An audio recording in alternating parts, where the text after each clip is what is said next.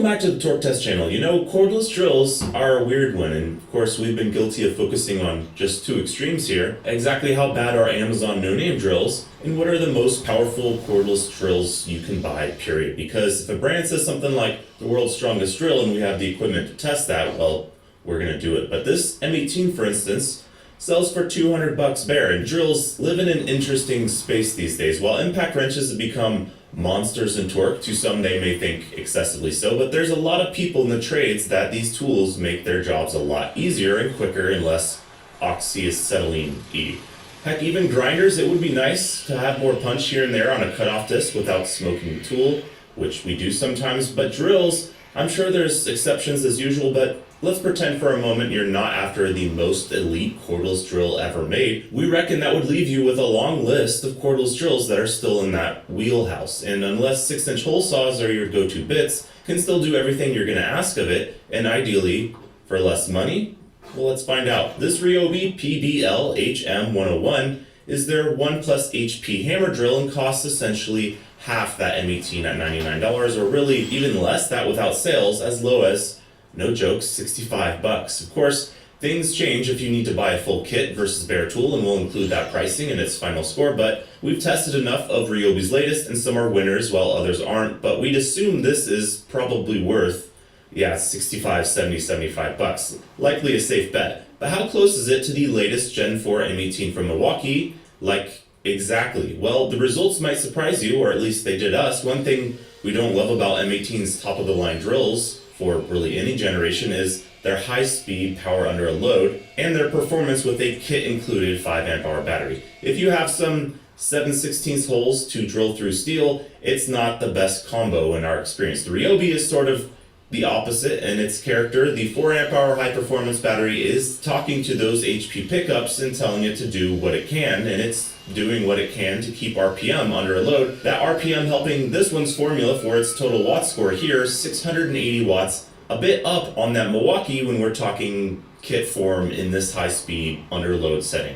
Not something we were expecting to see. However, what that Milwaukee does deliver on every time is torque, even above other more expensive options from DeWALT and Makita XGT. On our brake dyno, which measures torque from anything, your arm, a torque wrench, these drills, by running this automated master cylinder and registering pounds of force a foot away from center axis, we can determine if high-speed watts, or basically total power under load, is its strong suit. This is the unfortunate other side of the coin and low here, only mustering 16.2 foot-pounds, a record low for a name brand drill on the channel. More not included in kits hard performance batteries coming up, including for the Milwaukee, which is a drill that famously craves those. But let us introduce you to a fan favorite, or really just often requested in our comments, Parkside, that power tool brand from the grocery store chain Lidl, found in primarily Germany or Europe, also selling very competitively priced tools, even well under the Ryobi in price in this case. We don't have any where we live, but we did find this new kit on eBay and scooped it up. We've also tried buying other brands from overseas for testing, but they keep canceling our orders each time due to lithium batteries flying on planes. Anyways, this is the PABS 20LI-C3. Is it the drill from Parkside to test? We haven't really a clue, but their entire website shows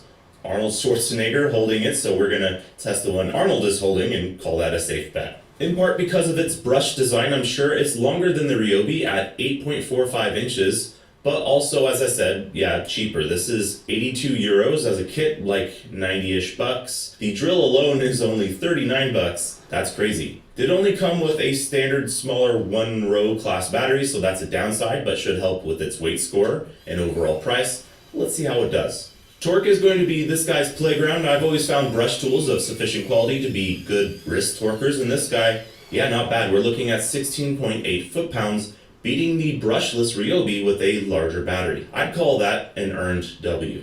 When we're measuring watts output and high, yeah, ouch. Just turning the load tester on at what I felt was a low level caused this guy to struggle out the gate, eventually maxing out at around 330 watts, and some smoking indicating that it wasn't altogether happy about that either.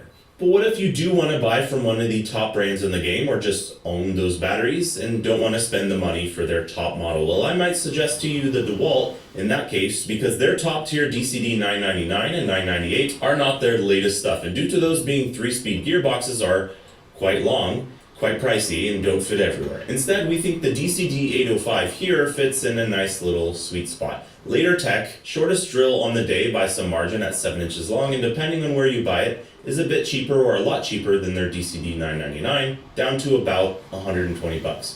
Proportionally, this feels like DeWALT should be making these days, but comes with this size and price a downgrade in power as well, 850 unit watts out according to DeWALT, down from 1,000 to 1,200 on their top tier.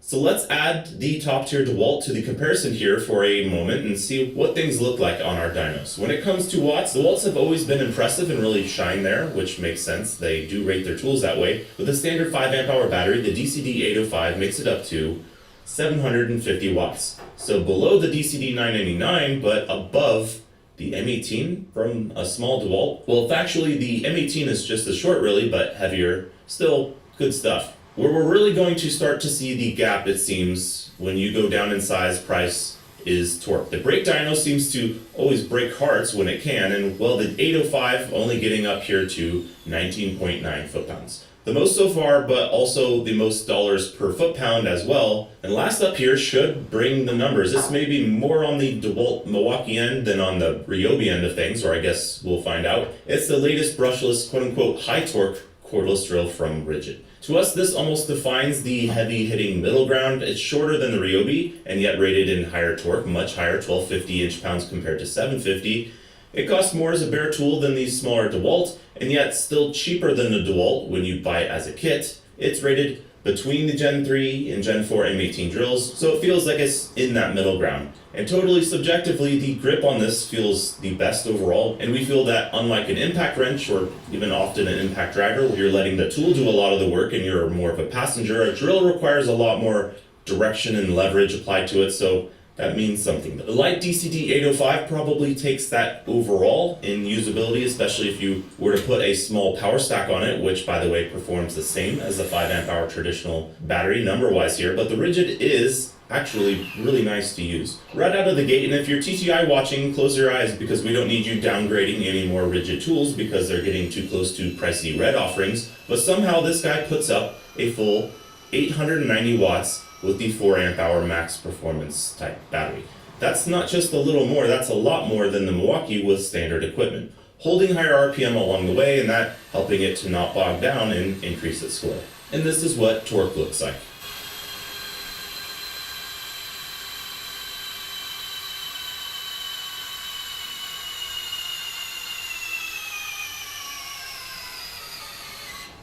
Quite a gap here. The M18 is a torquey one, 25.9 under 35.1. Percentage-wise, that's quite a gap.